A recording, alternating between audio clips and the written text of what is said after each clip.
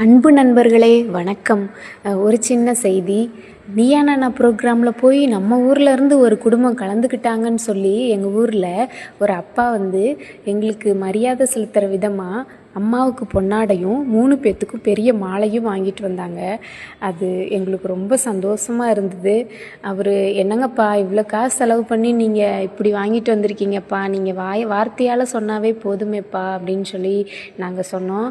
அதுக்கு அந்த அப்பா, காசெல்லாம் எனக்கு ஒரு பெரிய விஷயமே இல்லைப்பா, நம்ம ஊரில் இருந்து போயிருக்கீங்க, எவ்வளோ ஒரு சந்தோஷமாக இருக்குது, எப்போ நான் உங்களுக்கு மாலை வாங்கி அம்மாவுக்கு மரியாதை செலுத்தணும்னு ரொம்ப ஆசைப்பட்டேப்பா நான் ஒரு அன்போடு எங்கள்கிட்ட பேசினார்.